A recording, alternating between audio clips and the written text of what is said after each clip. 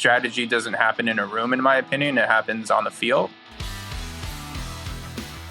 This is the Insurance Technology Podcast, where we bring interesting people from across the insurance ecosystem to discuss and debate technology's impact on the industry. Join us each episode for insights and best practices from industry stewards and tomorrow's innovators. Now, here's your host, Reid Holzworth. All right, we're back. In this episode, the journey continues. Man, next up, the candy company, then MIT. In between there, some NFL players, and then finally, starting Relativity6. Stay tuned. It's really going to be awesome. So what'd you do after Google? So you're like, all right, I'm over this. I'm doing the next thing. Okay. So here's the next thing. So, I was working there pretty happy, but it was getting really big.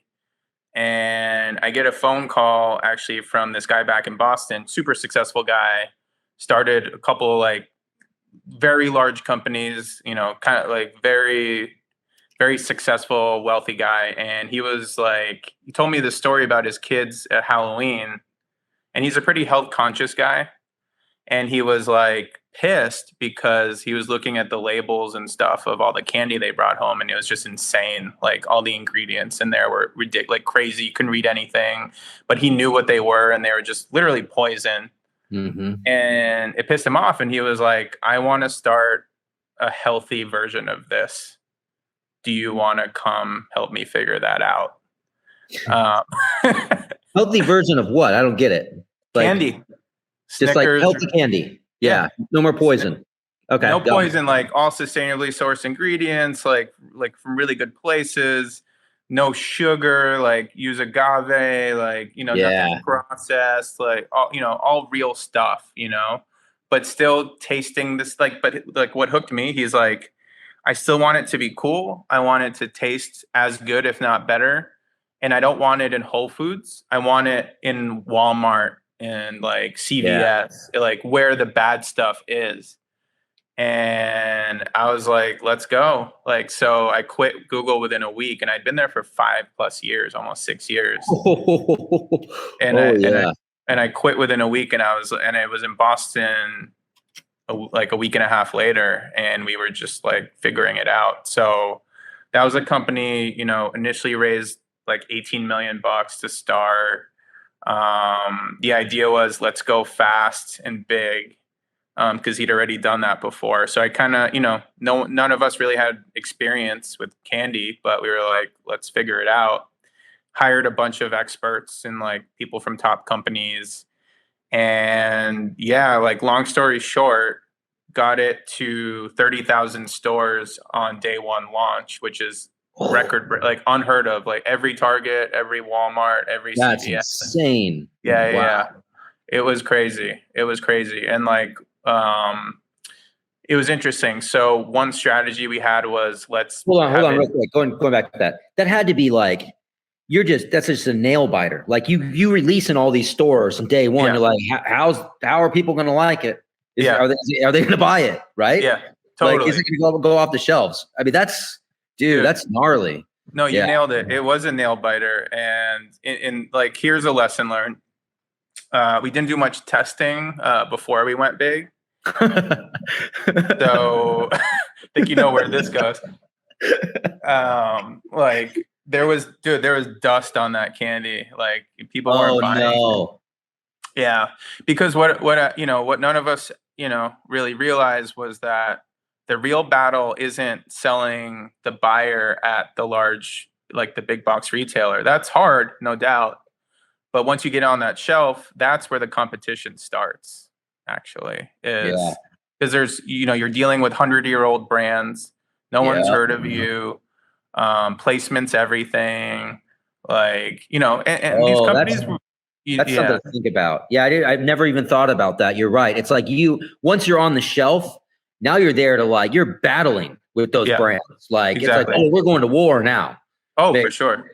Yeah. Yeah. Okay. Sorry. Go ahead. Yeah. No. That's it. Like that was exactly that was the realization, like, oh man, like we should have probably started small and really understood what set us apart, and like packaging should have been iterated upon multiple times, and all that stuff. We just kind of went big early and, didn't necessarily work out at first.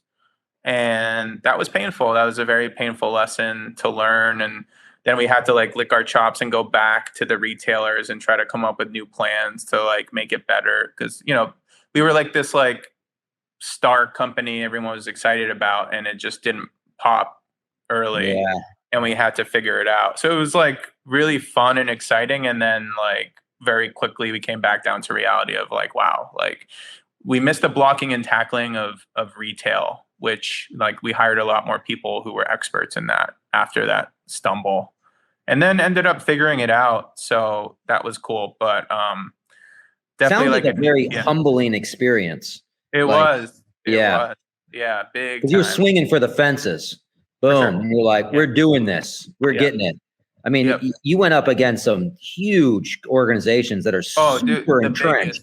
And they're privately held. That's what people don't realize. Oh, wow. I didn't know that. Yeah. Mars. These are families. Yeah. Families. Yeah. These are old school companies that you're going up against, and they've seen everything and anything over the years. And you're just coming in as this fresh-faced startup, basically. And yeah, we learned some lessons on that, but ended up figuring it out. Took a long time, but got there. For sure.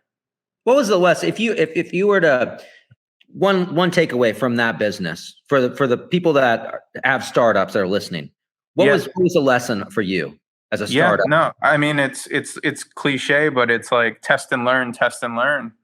There's real value to that. I like the idea that we went we just went for it. We didn't wait too long, because strategy doesn't happen in a room, in my opinion. It happens. Really good job pitching them on the vision and whatnot. And they're like, this is the future. Let's do this. Let's go for it. Exactly. Yeah. Wow.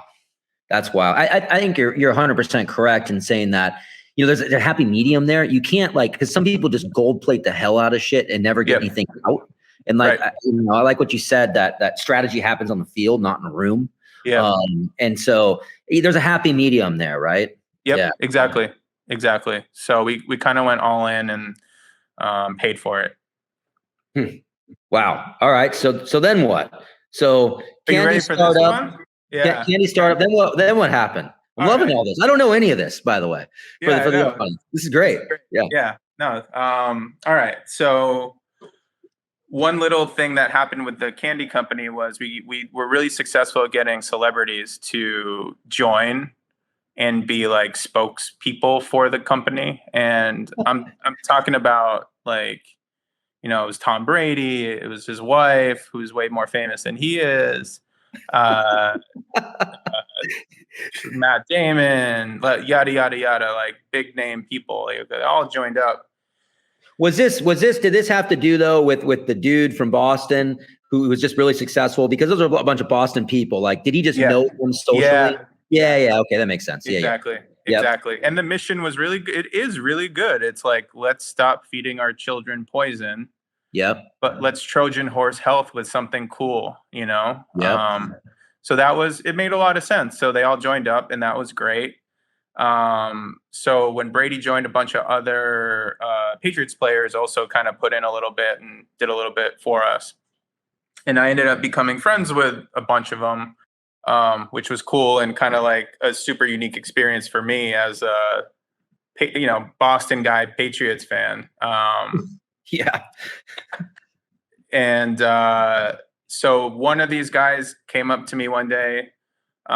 His name was Julian Edelman, if you heard of him.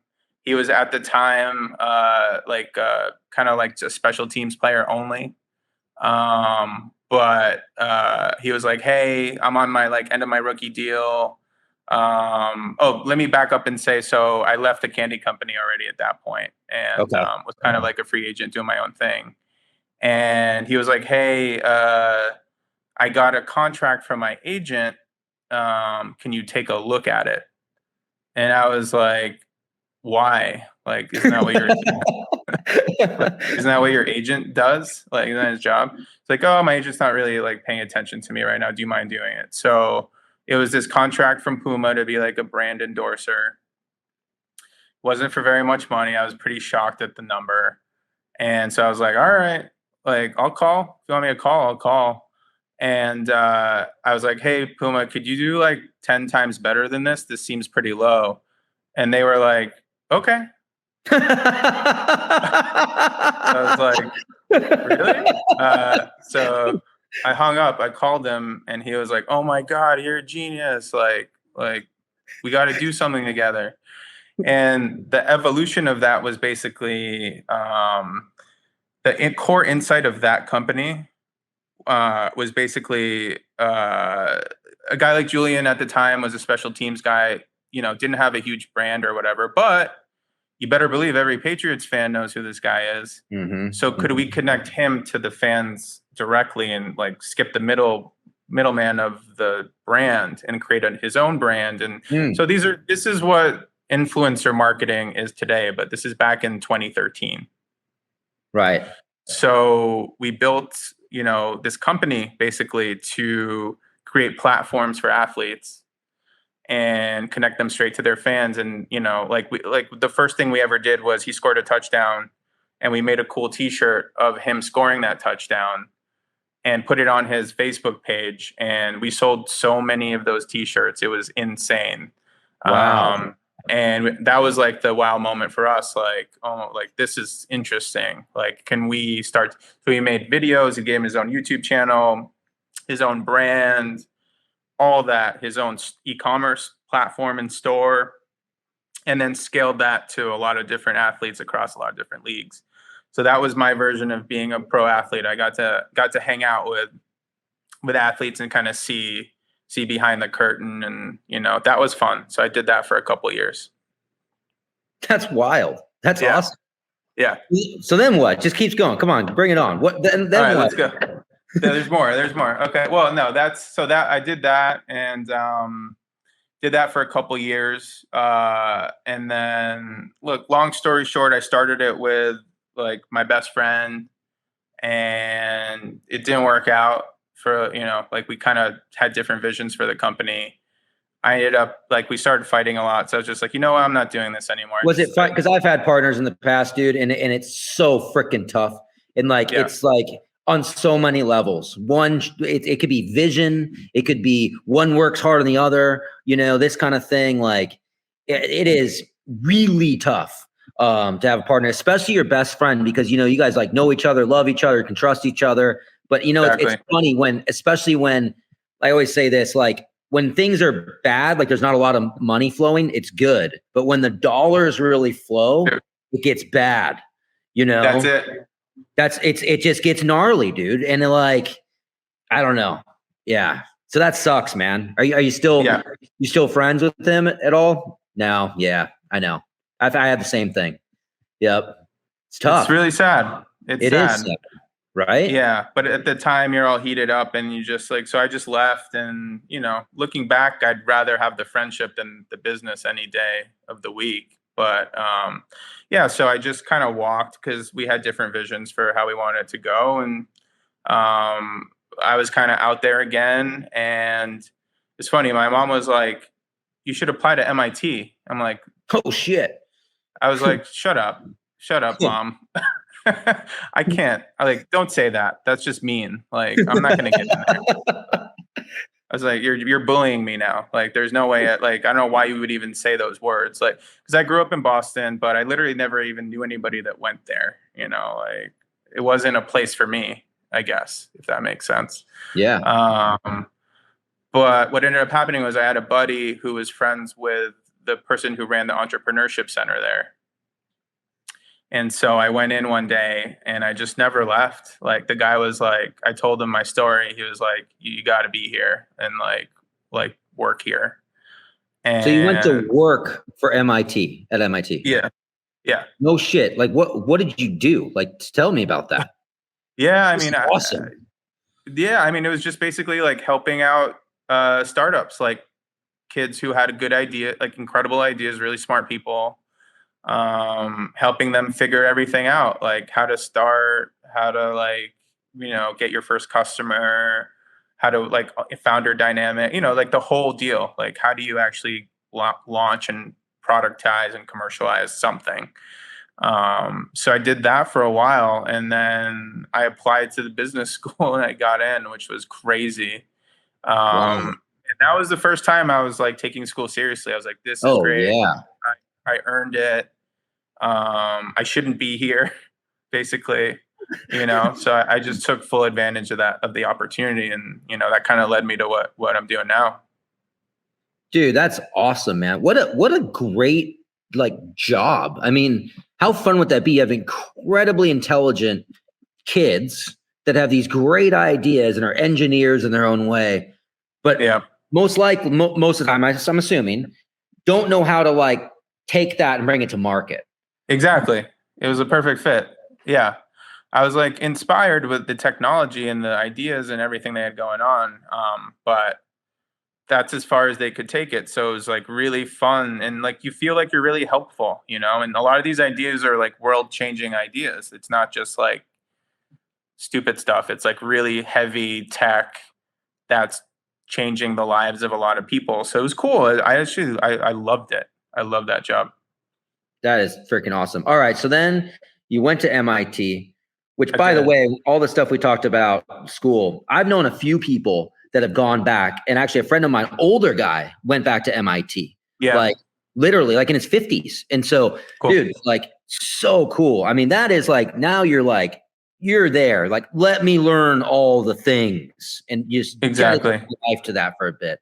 That's freaking awesome, dude. I'd love to be able to do that at some point. I will do that at some point. I probably won't get into MIT, but I don't even care. Just going to school to learn things. So cool, man. And so, all right. So then MIT, doing the thing. Yep. What led you to what you're doing now? And get into what you're doing. Yeah, exactly. 40 minutes in. Let's get back to it. Yeah. So again, I honestly didn't want to start another company. I was still hurt from the last one with my best friend. I still have scar tissue from all that stuff. I was I'm not here for that anymore. I want to be helpful to other people, but it's too hard. I want to try some other stuff. But I had this friend who's a data scientist, and he was like, let's write a thesis. I'm like, I don't know, man. I kind of I actually had my heart set on going to LA and kind of working in Hollywood and getting into entertainment, actually. And I was seriously trying to work at Netflix and do Amazon and do a tech, I like that idea. But he was like, let's write this thesis. He just was so persistent.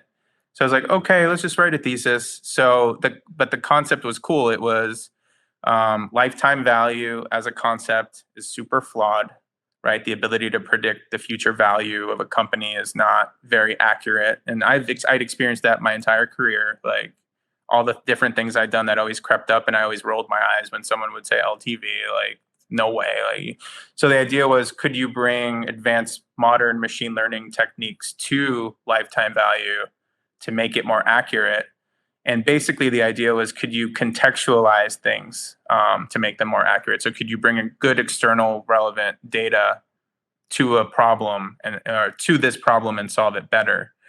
And it was cool. Before you go a little further, explain to the audience, what is LTV? A lot of people may not know listening to this. I mean, we know, but what is LTV? Oh yeah, 100%. Sorry, yeah. So LTV, lifetime value.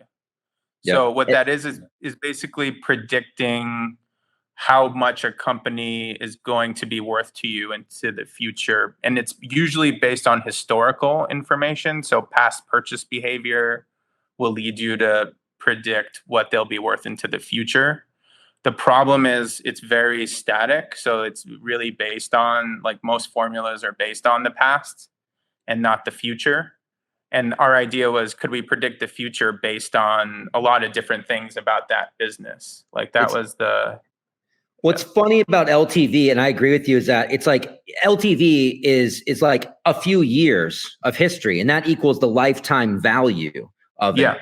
And so what a lot of buyers like venture and whatnot, they look at CAC, which is customer acquisition cost, to LTV. and the ratio, and you want to be within this range. So basically what that means is if I invest this much money into the company or buy the company, for every dollar we invest in every customer we acquire. So if I acquire a customer for $1 and they stick with us and they're worth $10, well, that's a good investment. Yep. That's back to LTV. Exactly. Simply. But the problem with it, like you're saying, is that it's flawed because it's historical. Markets change, things change, products change, customers change. Maybe the product gets stale. You don't know what's happening there. So sorry, go ahead. No, that's perfect. That's exactly it. And like one of those things that we thought were relevant, and we're naive. Neither of us are from insurance, but we were like, wouldn't it be important to know like the industry of that company? Because like the industry of that company probably is a big like dependent variable to how successful they're going to be into the future, right? So like, this is a bit of a foreshadow here to like what we're doing now. But like we really didn't have any money to buy data, actually, like, because the way that you usually would just do that is pull in like, B2B databases and grab that and use it. And so people do, but we couldn't afford it at all. So we built a homegrown way to do it. Like, so we kind of did it from scratch ourselves and built like a really, turns out, like unique way to identify and classify companies based on that homegrown way. But that was just like that was a component. It was a core component, but just a component of the broader lifetime value platform that we built. So after school, it was annoying in a way because like, one of our first, like while I was doing the thesis, I called West Elm. I was like, hey, West Elm, I'm writing this thesis. Like, can you give me a little bit of data? Because I'm trying to solve this problem. They gave me 10 years worth of historical transaction data like a week later. And I was like, what? Whoa. Like, yeah, I was like, are you serious? Like, you're giving me this? And then I'd call more and more companies and it's the same story. They just come on. Hold on though. You didn't just like call up like 1-800 West Elm and like ask them. Like, you must have like known somebody. You're like, you knew a professor or like you called Tom Brady's boy or something. Like, I don't know. Like, nothing like that. Nothing like that. I just cold email. No kidding. Yeah. Wow. Yeah. That's awesome. Wow. Okay. Anyway, sorry. And that was crazy to me. I was like, are you serious? Like, this is that big of a problem to these people that they're going to give a perfect stranger access to this much information. True. Yeah. So that kind of like forced me to be like, I got to try to do this after school. This is crazy. Like, there's real value in this. So ended up graduating and then like going all in pretty early on into like right after school. Like we did it. We incorporated the company. We built this LTV platform and just kind of started selling it all over the world, like getting all kinds of huge corporations to get onto this platform. So hold on. So the platform would be, and I'm making this up, just kind of figuring it out as you're saying it. I would, as a consumer of this platform, I would load it with a shit ton of my data, I assume, right? Of all my customers and whatever. And then I could look by different demographics and different things, like what is the actual lifetime value of this particular type of customer that I'm targeting. And then I build my marketing campaigns and do whatever I want to do to target that. That's better for my business overall. Right? Yep. That's pretty cool. Okay. Yep. So what was was it retail first and foremost? Like what industry did you get after? Okay. That seems to make sense. Because I've always heard this, isn't like Kohl's really good at this? Like I've heard that they're like one of the best in the world at that, right? Sure. Yeah. They like all kinds of stuff around that. But anyways, okay. So sorry, keep going. No, it's a major strategic advantage. I mean, this is like a class, like this is obvious, but like, everyone has data, but if you know how to leverage it, like it's an insane strategic advantage that very few companies actually focus on. They talk about it, but very few actually do it. But it was good. It was cool. Like it worked. I'll tell you the flaws with that business, actually. You had to continually ingest transaction data from a large corporation, which the bigger we got and the bigger the contract size, the harder that was to do. That's challenge number one. Challenge two was the data was really dirty. Just because the scalability of the platform and just how much data you were taking on and the costs for that. Yeah. No, actually, that's the second piece. It's more like from a privacy perspective, and and that evolved over time, right? Like when we started in late 16, it wasn't as big of an issue as it was in 17, and then 18, and then like like that's when that really started. Of like you have to be super secure with everything, and then it's just like every other month it was another certification we needed, and it was a lot to be able to like scale that business from that perspective. When they loaded, it wasn't anonymized. You probably had like made them make it anonymized at some point, I assume. Exactly. Yeah. And you're right, and then anonymize and then spit it back to them. They had to translate it back, but it was just like a technical lift to do that constantly. I can see that. Yeah. And then the other part that was brutal was the data was so dirty. Like it was really not machine learning Really? ready. Yeah. I would assume transactional data. I mean, I guess it's because it's across various systems, like different like point of sale systems. Yes, exactly. They don't use like one main point of sale. No. Maybe. Okay, I didn't know this. All right. Yeah. Yeah. So it's like disconnected. Yeah. Super disconnected. You have to encode things constantly, and that was really expensive. You need people to do that. Everyone can say there's a clever algorithm for it, but not really. Like not actually if you really need that clean data. So that was a huge issue. So we would end up spending more money sometimes than making. It was like, I'm pretty sure that's not a good business. If your expenses are more than your revenue. Did you raise capital for this, or were you guys just kind of bootstrapping it along? We bootstrapped it for a while, and then once all these issues started creeping up, we did raise like a little angel round. So we raised like $700K or so. Oh yeah. Just to have a little bit in the kitty while we were like, because we were developing tech along the way and all that. So, so that was a grind. Honestly, it was a real grind.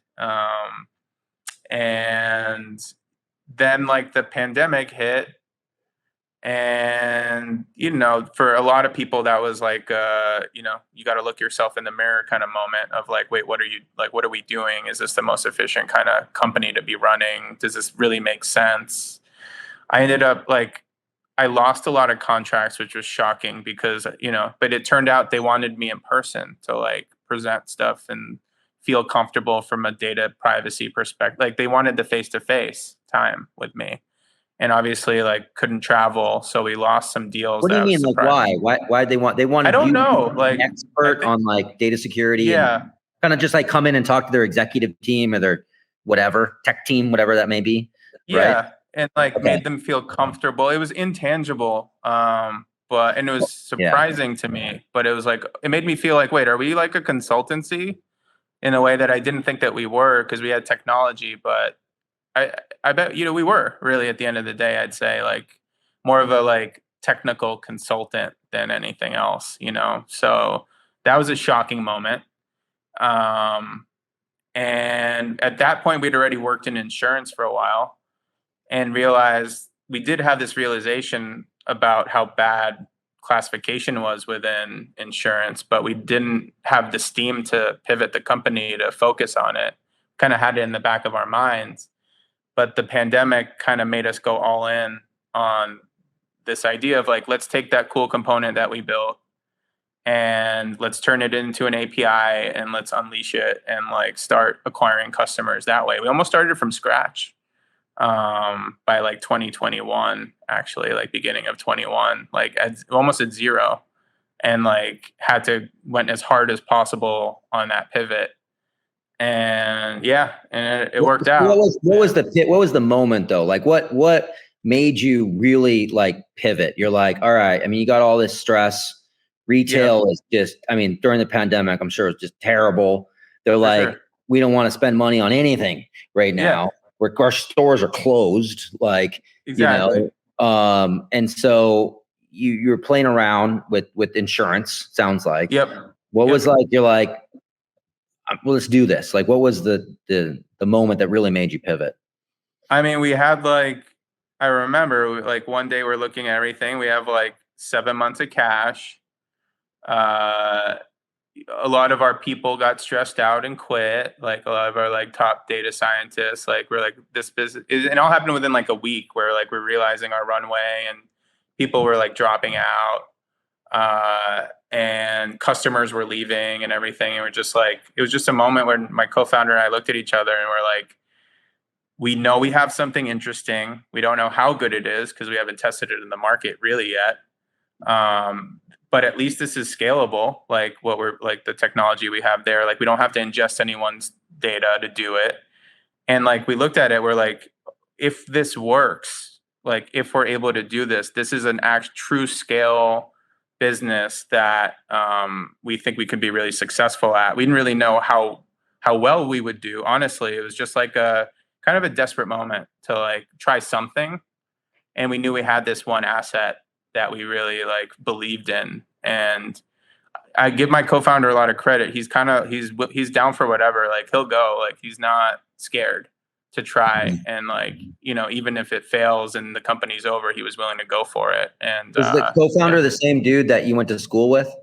Yeah. Awesome. Exactly. Cool. Exactly.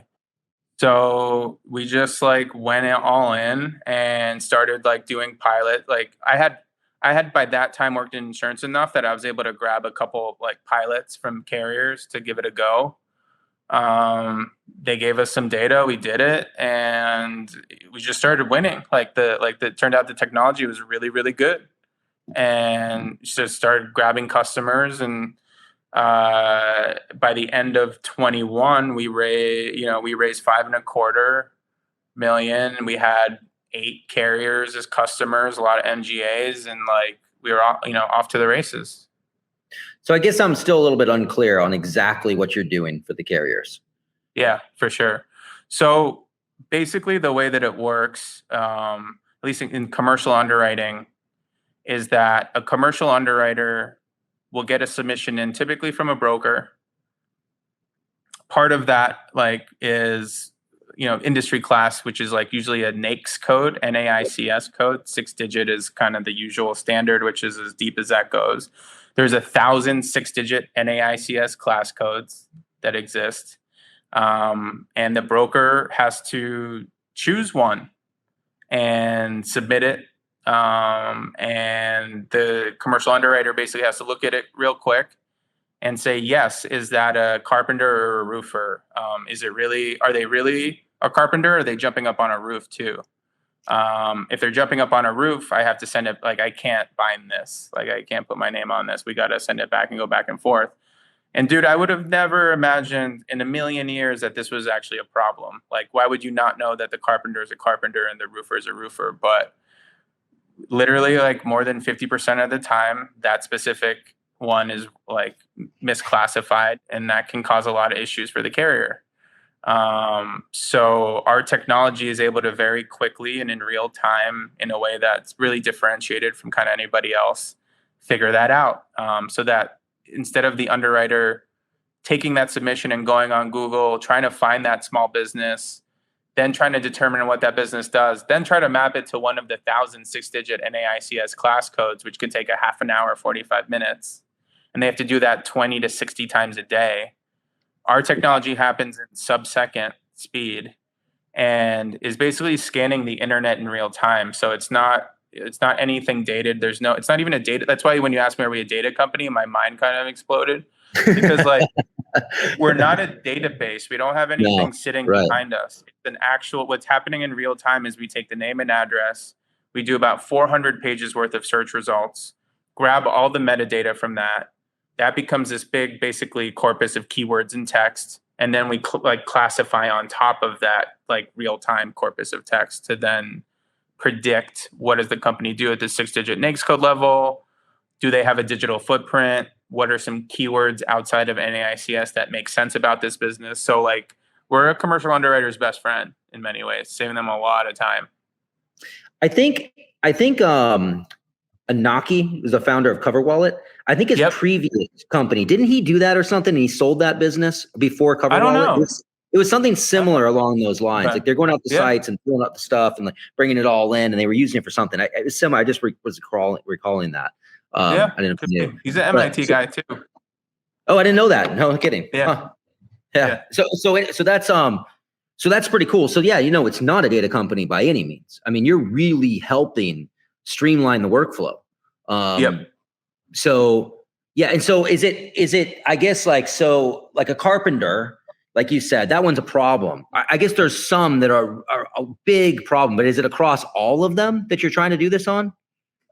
Yeah, like every single class of industry. The mistake, like there's little things like the coffee shop that has a little microbrewery on the side, like, stuff like that. Like there's a million of these examples that are real. How would you even, like, I don't understand, like, I'm just like thinking through like building this thing, right? Yeah. As you're talking about, like, how would I build that? Like, how would you know if a coffee shop has a microbrewery? Like, you go to their site and it says, we sell beer too, but some human has to be able to like know, hey, make sure you check, right? Like you have to write that into the script. So like, is that what you're doing? Like, I mean, because that's huge. It's massive to do that. If that's the case, it's a lot of labor, a lot of humans. Right? Yeah, so here I'll tell you exactly how we built it and what it does. So step one of the process, which is rare, you need good training data. Like the key to AI, like everyone talks about it, like, all these fancy things, but at the end of the day, you need good input data. You need to train the models on good data, good, clean data. A lot of the big B2B database companies are not very accurate. So if you ran that through a model, you would get like 30-40% accuracy at best. So what we do and what we've done is we literally have examples, like good examples of carpenters, of roofers, of electricians, like name it. And we feed that into our models, like people, like we like have actual people that work at our company constantly adding good, clean, labeled data to the models. And that's not to create a database. That's just to train the models on patterns of types of businesses. So that's what that is. Oh, that's step one. Okay. This is good stuff. All right. Yeah. So, and step two, that's super different, is most companies, again, will buy. Like if you're a tech company and someone says, hey, like I want you to solve this problem, here's how you would probably solve it. You would buy all those third-party like B2B database companies, you'd put them in a data lake, and you would take the name and address and then try to find like an exact match in that data lake, like within those like B2B database companies. And if you find it, cool. The problem is you're still using bad input data. It's very expensive because you're buying all this third-party data that you're constantly like maintaining. So like it's very expensive and it's slow. So here's how we solve for that problem, because we don't buy any third-party data. Never have, never will. What we do is, like I was saying, in real time, we use search engine APIs, and we literally do what a human would do, like where humans going on Google and checking. We're just doing that at super scale. So we're checking hundreds of pages of information of search engine data in real time, but we're not screen scraping. We're not going inside of a website. We're never doing that. We're taking all the metadata from that search. It's called search engine results page, like SERP data. So it's whatever's on that page. So it's a breadth of information. We don't go in deep, we go wide. Oh, interesting. So that's that way we can catch the contractor that doesn't have a website but is reviewed on Porch.com or Yelp or Facebook. Oh yeah. So it's grabbing all these things that the human eye can't see, especially a commercial underwriter who's doing this 40, 50 times a day. It's impossible, So that's the key to making it fast, and that's actually the key to making it accurate. Now, because what's crazy? People, it's kind of counterintuitive, but people are not very descriptive on their own websites about what they do, actually. Like, they don't do a great job, but like the web is really good at it. So combining like the website plus whatever else, like all these referenceable other websites, and blending that all together in that moment in time is kind of the key for us. That's why we say it's real time. Because real time is a word that's thrown around a lot. Like, what does real time mean? Does that mean like you're real time hitting a static database?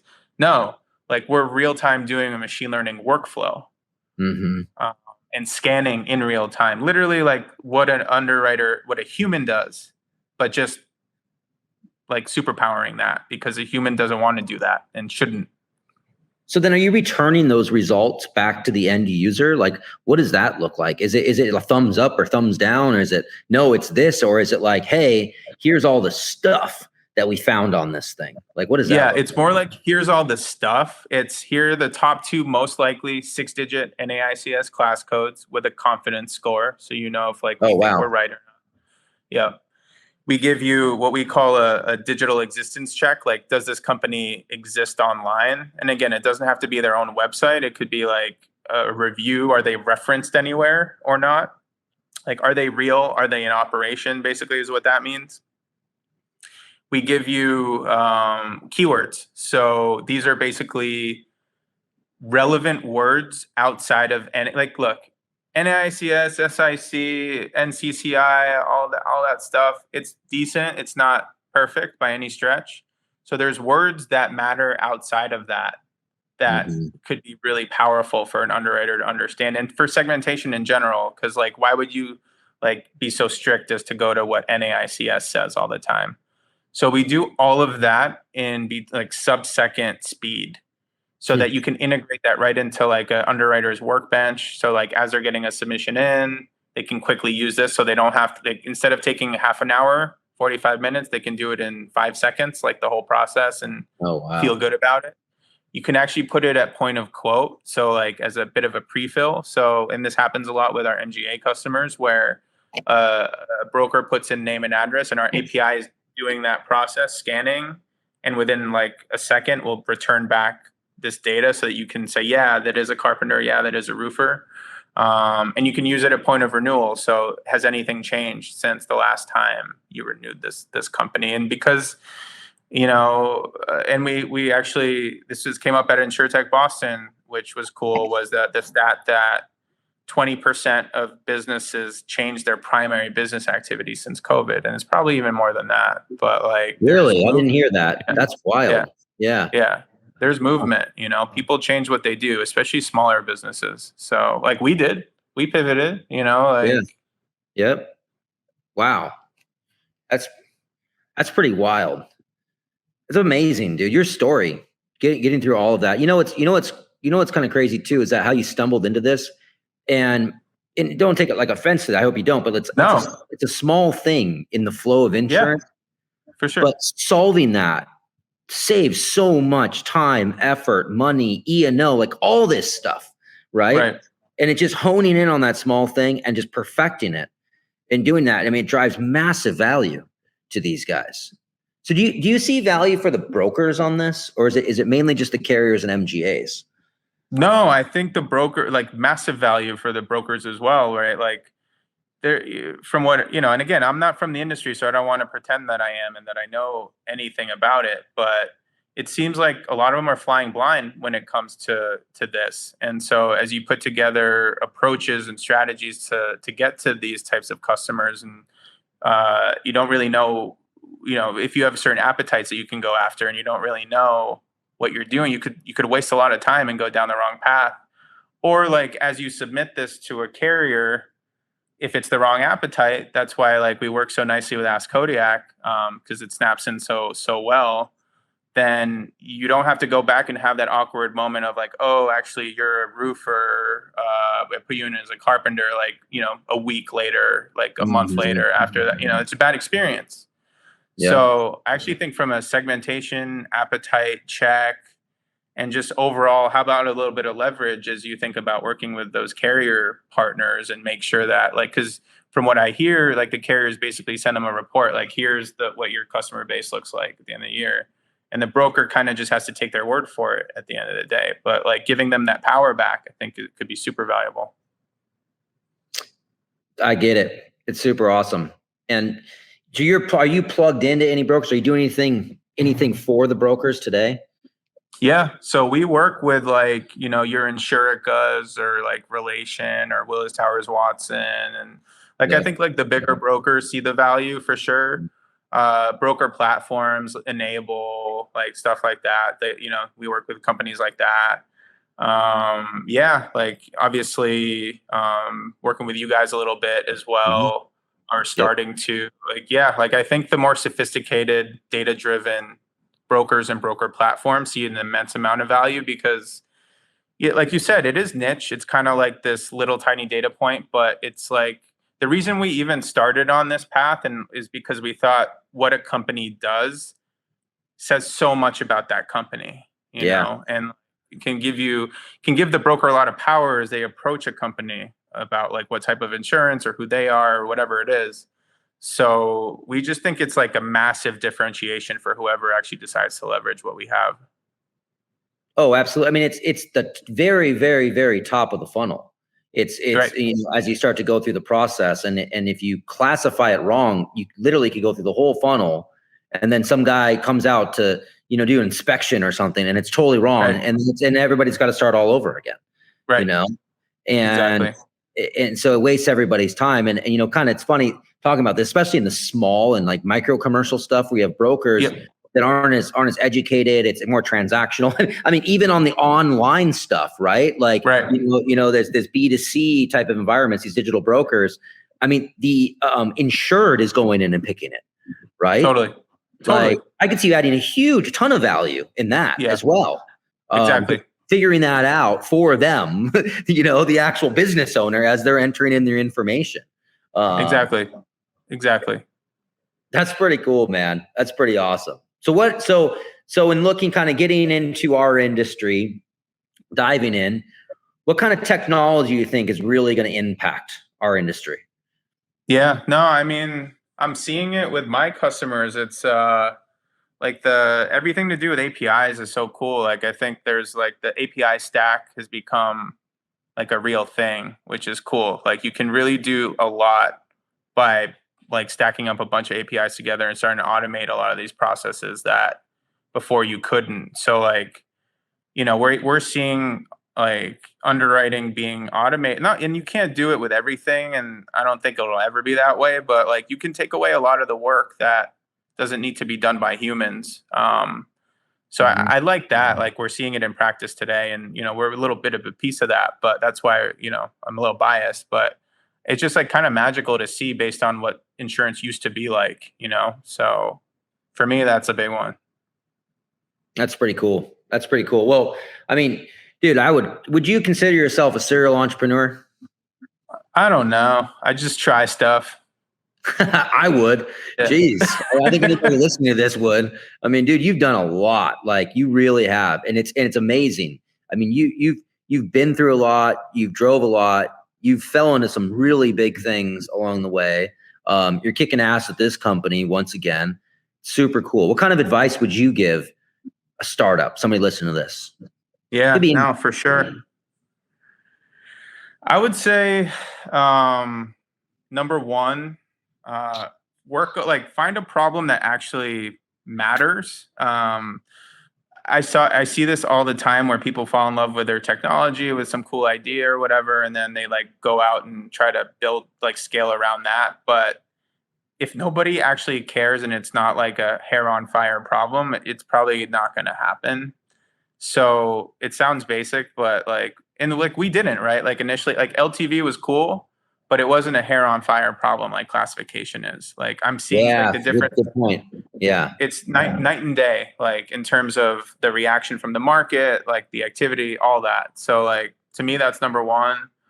Number two is a little like counterintuitive, I'd say, for a lot of people. But go out and find somebody that is willing to pay for that thing, like that problem that you like are solving or want to solve, even if you haven't solved it yet. Like, go find a customer. Like, it's going to give you cash. And it's not to say that you're going to lie that you haven't built it. Like, tell them, I haven't built this yet, but I know how to build it. And if I build it, how much are you going to pay me to build it? And like, what's it really worth to you? Yep. And step 3 is build it. Like, you know, like that's really good. So hair on fire, right? Number one. I love that. I love how you put that. You're so right. It's a real problem. Like this, if you could solve this thing, that's awesome. And go and find that person that's like, if you can solve this thing, I will give you money. Step 2. And then it's like, hey, how much are you going to pay me? Oh, great. That's good. And then go and build the thing. Yep. It's so funny that everybody does kind of the opposite, right? I know. Typically. Yeah. It creates a lot of pain. Let me tell you, I've been there. This is just it's always hard, but that's going to give you a lot more chance to succeed, because it's devastating to build something And then, and even if like on step 2, it's not how much are you willing to pay. It's sign on that dotted line and pay me. Oh, true. And then I'll build it. That's the hardest part, is like, it's not what the person said in the meeting and where you're getting coffee and, oh, this would be cool. It's cool. Here's the contract. Pay me some money and I will use that money to build. Like, I know that sounds crazy, but like, if I would ever do this again, I would definitely go down that route, like, and not do anything other than get that customer first to pay. So you're saying literally close a deal before you do anything.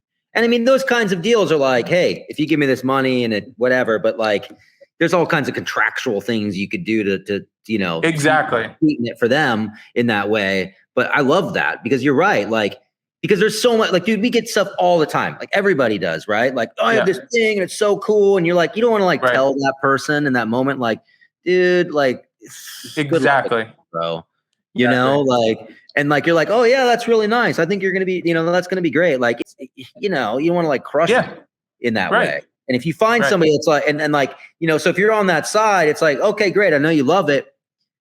Will you buy this from me? And then it's like, well, no.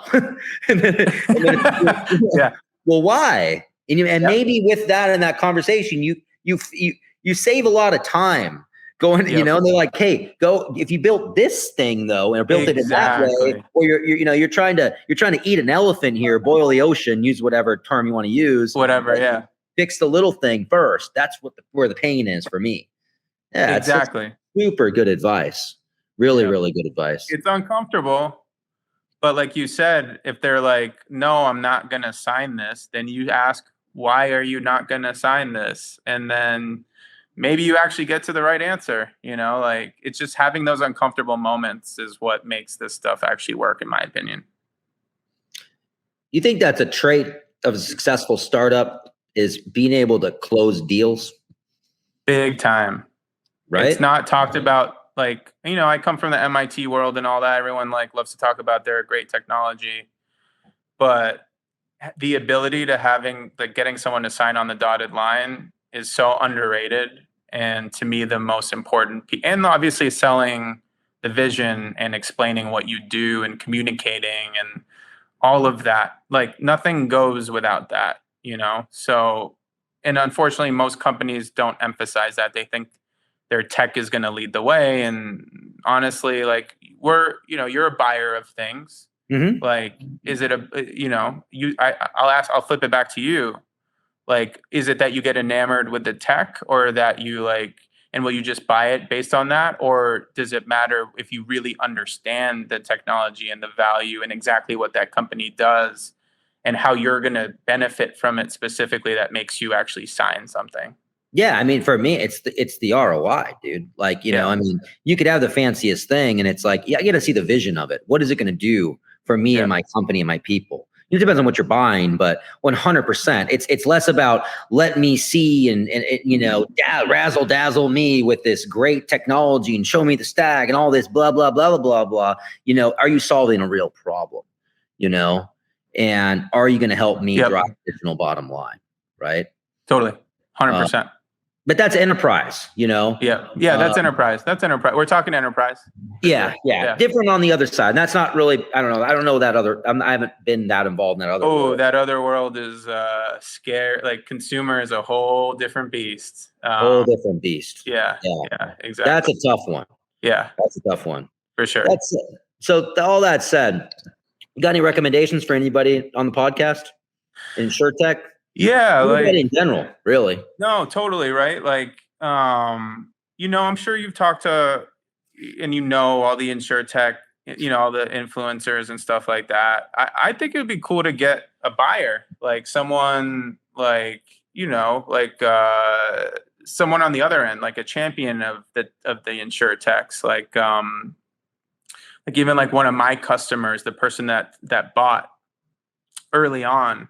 And like why, and really get down and like, why did they buy? What else are they seeing in the market? Like a Bill Devine, you talking about? Yeah, exactly. Like a Bill Devine or Jim Rogers or something. Exactly. Like the East Side. That's pretty cool. Stuff like that, guys like that. There's a guy like the Tokyo Marine guy that took a flyer on us. Like, oh, nice. His name's Mike Pilate. He's the man. He basically he's president of cyber for Tokyo Marine HCC. Oh, that's like cool. Guys like that, like cool young guy that like really he's on the corporate side, but he had the vision enough to bring us in and add the value, and like we're doing really well there. Like stuff like that. Like I think like they're influencers as well. They just don't get the love that like people that like are out there on LinkedIn do all the time. So that's a really good point. Bringing the people that are actually buying the stuff. Yeah. And what they're thinking about. It's kind of like our conversation we just had. It's like, exactly. What do you really buy? Do you buy like fancy technology? You buy stuff that solves problems. Exactly. Yeah. Yeah. No, that's really, really good. So what's your favorite drink? We like to drink. Alcoholic? Or yeah, I was gonna say Diet Coke, but with lemon. Oh, you're Diet Coke. Are you like obsessed with Diet Coke kind of guy, like 4 day? But yeah, my wife yells at me because it's so bad for you. But it's delicious with a sandwich, and I can't help myself. So, like, how many cans of Diet Coke do you consume a day? I try to limit it to 1 or 2, but if left alone, I'm drinking the whole case for sure. No shit. Wow. Yeah, it's bad. Yeah. I love Diet Coke. I just can't do all the caffeine, man. I get dude, I just get affected. I'll be up till, No, for sure. Yeah. What about alcoholic? I'm not like a huge drinker, I'd say. Okay. So you drink at all? Not really? I drink socially, but I'm not like I don't have like a preferred alcohol or anything like that. Honestly, I drink with the group's drinking, and I'm a good time guy like that, and like I like alcohol, but I'm not like obsessed with a certain type or anything. Honestly, yeah. That's interesting. Yeah, that's interesting. So, last question: what do you do for fun now? Oh man, dude, I'm so like swamped with this company. That's a great question. What would you like to do for fun? In a perfect world. I used to like back in when I was a kid, sports are everything. I'm obsessed with playing sports. I play a lot of tennis. All right. So one thing is that we didn't really talk about, but I had a pretty debilitating injury throughout like the last couple of years. I haven't been able to walk for the last 2 years actually. So now I'm starting to be able to walk a little bit. So yeah, getting back out on the tennis court. I love boxing. I'm a big boxer. Oh wow, that's cool. So love to get into the ring and like spar and stuff. So like sports or dreaming about sports. Also like I love to write. So I always like write little like screenplays or like little stories, and that's a hobby that I just never want to stop doing. And one day I'll probably make something, but like for fun. But yeah, I'm like upset. And like I grew up, one thing like the way I learned English actually was by watching TV. So I like have a weird connection with like TV and entertainment, and like I actually think it's super important. It's not just like when you're bored, it's like it matters and can like make a difference and change. TV is important. How? Yeah. Like it just, for me, I grew up on it. Like my parents couldn't afford like a babysitter basically. So I like kind of grew up watching they could afford cable. Mm-hmm. So I like grew up watching HBO and Showtime, and just like those people kind of raised me. So I like characters matter, and they're formative, and they can change your mood, and like, and that matters. Like the mental side of it is actually huge. Like I get immersed in worlds. So yeah, it's a good escapism, I guess, for kind of everything when you're too stressed out. And I think that's important. My partner, Kathy, she immigrated from Peru. She's Peruvian. Oh, cool. And so same thing, like first generation, her parents spoke literally no English. And so she had to like run the household as a child. And she learned English mostly from TV. And it's funny, you would never ever know it that English is her second language. She like a valley girl, I make fun of her all the time about it, but it's amazing. Maybe she watched too much 90210 as a kid. I was about to say, exactly. Great show, by the way. Great show. All right, Val. Hey, Alan, it's been awesome, dude. What a great story. You've accomplished a lot, dude. And you're still a young dude, man. And I appreciate you coming on and just telling everybody. I mean, a lot of great content in this one. So thanks again for joining us. Thank you so much. Appreciate it. Wow. Well, that was awesome. Alan Ringvald. Kristen's here to join me, my co-host, one that helps me get shit done. This guy, I tell you what, like, you know, I think you met him like when I met him, right? Yeah, in Insurtech Boston. We were at that same event. Yeah, at Insurtech Boston at dinner, right? Yeah. And I mean, it's funny because I talked to him some and I got some story. I'm like, this guy's super cool, super interesting.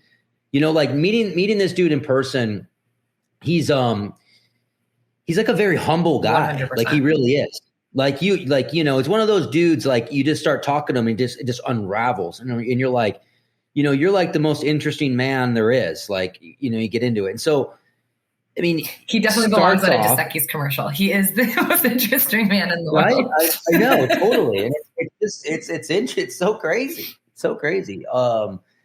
Super cool guy. I mean, this story is amazing. I mean, you know, coming to this country, immigrating here, traveling with his dad, doing microfinance stuff, which is super cool. I mean, going all over the world and funding really small business in impoverished places, frankly. I mean, think of that education. Then, you know, he goes to college and he starts, what was it called again? What was the name of the business? Bellhop. College Bellhop, yeah. Right? Which is basically like an Uber Eats or a Grubhub, I guess. But I mean, you think about the timing of this, like, and we had talked, so I think he and I are right around the same time frame. So we'll say that this is like late 90s, early 2000s. I mean, there was no such thing as those kind of apps, really. So that he was able to do this is really, you know, ahead of his time. But I guess that seems to be a trend with all the things that he's been doing. It was kind of ahead of his time on most of the stuff. Way ahead of his time on a lot of this stuff. Yeah. I mean, so then what? So then he does that. Works for Google. I mean, and it's cool because like that was it. Yeah. But drops out drops out of school because of the app that he built. Then he like goes to work for Google. Like, by the way, who does that? You know? I mean, Google's a big company, but back then, that's pretty badass. Like that was like the heyday of Google. Yeah. Right? Which was crazy. That's like when everybody everyone wanted to go there and work there. Their campuses were crazy. They had sleep pods. I mean, that was like the ultimate place to go work, right? Was on a Google campus. Totally. And this guy just like does it, you know, whatever. And then his buddy calls him up because I guess Google at this point got too big and he was kind of over it. And so his buddy calls him up. He's like, hey, I got some cash and I got this great idea. Let's go. The great idea is healthy candy. Healthy candy. But what's crazy is then it's like, oh, not only that. Okay, so like we did that, right? And then in doing that, I basically met and got to know like every celebrity in the Boston area, right? So he's like hanging out with Tom Brady and Giselle. And then like, I don't even know. So then he's like, okay, so we did that. Didn't really work out too well because we launched to like, what was it? Was it every Walmart or every Target, like across the country? Yeah. Just like, you know, soft launch. We're just going to do it to every single store. Like craziness. But what I loved about that, and you and I were talking about it afterwards, is like, what the hell does like retail candy have anything to do with insurance? But we were kind of laughing about it because he said the hard part is not getting the candy on the shelf. It's to get the candy to leave the shelf in a customer's hands, right? It's to get someone to buy it once it gets there. And I think that kind of goes into technology too, right? Like you can be available, you can have your product available everywhere in terms of technology, but if agents or carriers or whoever isn't going to use it or adopt it, that's the hardest battle. So I was like, you know, there is a connection there, if you will. Like they were like, hey, we got Walmart to put this in nationally, and they thought they had won. But then nobody bought it and it collected dust, right? So. Well, if you think about that, though, it's so wild. That was like, and we talked about it in the thing. It was so humbling. Yeah. Like that'd be so humbling for anybody because if you think about it, okay, we're going to go do this thing. We've never done this, but it's a great idea. Yeah. Right? His buddy like literally was like, I'm so mad because I was trick-or-treating with my child and they don't have like good candy. This stuff's terrible. It's toxic. Right? So he has this idea. They do this thing. But not only do this thing, they build the company, they build the candy, they partner with like, you name it, like celebrities that are behind it. They get massive distribution. So they get the product, they get the people, right? They get the distribution, and then it falls flat. People don't buy it, which is crazy, right? It's like everything is there. Why did it not work? And it's to that point. It's like, it's not just if you build it, they will come. There's more to that story. What a humbling experience, right? I mean, it's wild. You're absolutely right, though. It just, and then just collected dust and poof, it's done. So the candy company happens. He meets all these people, you know, crazy story. So then like one of the dudes he becomes friends with is this guy, Julian Edelman. Mm-hmm. And like, so for the listeners, I don't know shit about sports. I don't follow sports. I didn't grow up watching sports. Like, it's just not my thing. You guys could talk to me about sports and those things till you're blue in the face. I don't know what you're talking about. But then Kristen's getting all like giddy about this. And I'm like, what? You like know this dude? Like what? And she's like blushing. And she's like, he was like the hottest Patriots player of all time. And I'm like, what? And so, but so old boy literally becomes friends with this guy and becomes like this guy says, hey man, can you like help me be like, help my social media. Yeah. Help me on social media. Help me on my social media. Like, I guess like Alan, just that guy, like you call like, and you're like, hey dude, I don't know anything about this, but I'm sure you can figure it out, even though you don't know anything about it. Right. And he's like, he becomes like helps this dude become like a social influencer, essentially. Right. Yeah. I wonder if Alan's the reason that like me and all of my college friends were swooning over Julian Edelman, because he helped him have like the best social media platform. Right. No, but I mean, I'm born and raised Massachusetts. So like, and this was like Patriots nation. I mean, like we were winning Super Bowls back to back. I mean, everybody knew all of the Patriots guys. So yeah, I was definitely having a little bit of a jealous moment that Alan's friends with all these guys. Yeah, and maybe he's not like the hottest Patriot of all time, but I guess he's some pretty good looking dude. I got him pulled up right here. You know, good looking guy, no doubt. But that's crazy. And so then he does like that, right? And then, you know, that thing runs its course, whatever that means. And then what does he do? Just MIT. He goes back to school? Goes back to school, but like not any school. His mom's like, you should go back to school, Alan. And he's like, ha, ha, ha, real funny, mom. Don't make me like feel bad about myself. But then he does. And he goes to MIT. It's just like, this is just, it's so wild, you know? I don't even know what to do with this, all the way to starting the business that he's running now, which is very successful, you know, with his co-founder who he met in school. Right. It was based on their thesis. So, I mean, yeah. It's just wild. I mean, I said it before in one of these, but frickin' America, like, you know, it's awesome. I mean, all that opportunity, everything. You know, so many people complain about their lives and they can't do this and they can't do that. And no. Here's a dude that just is like done. And I don't even know if he's definitely a driven individual, but I don't know if he's like, he went looking for all those things. Mm-hmm. It's like, he just like things came to him and he followed it. Right. I don't know. What do you think?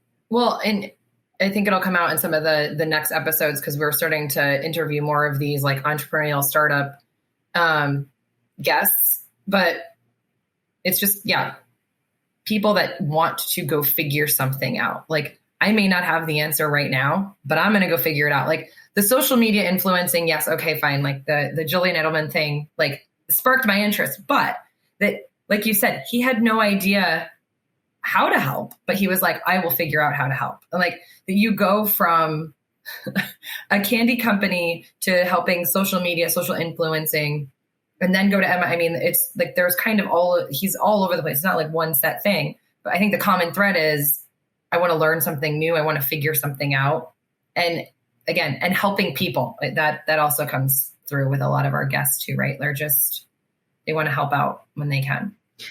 Is it just that he's that good of a dude? He's like that guy that you see and you're like, yo, like, what's up, man? Like, how are you? Like, he's just a good dude in that way. And like, and people like come to him to help them solve problems. You know, if you think about kind of his story, I mean, I don't know. It's wild. Super awesome. Yeah. What a great dude. Super smart, you know, crazy. I mean, it's that was a wild one, especially not knowing any of it, really coming in a little bit. Yeah. You know? Well, and like you said, like sitting down to dinner at Insurtech Boston, we did learn some things. And I thought that there was going to be stuff that we had talked about that would come up during the interview, but there was all new stuff. Right? So. Oh yeah. And you know what? That's a good point. There was some stuff that I'm not going to say because it's not for me to say, but there was some other really, really wild stories along the way. Really crazy stuff that this dude's been through that we went to over dinner. Yeah. Went into over dinner. That he didn't bring up, which, you know, hey, cool. But like, it's crazy. It's wild.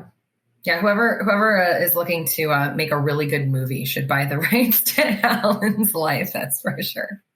What a great guest. Yep. Alan, you're listening. You're badass, man. Keep doing badass shit. It's awesome, dude.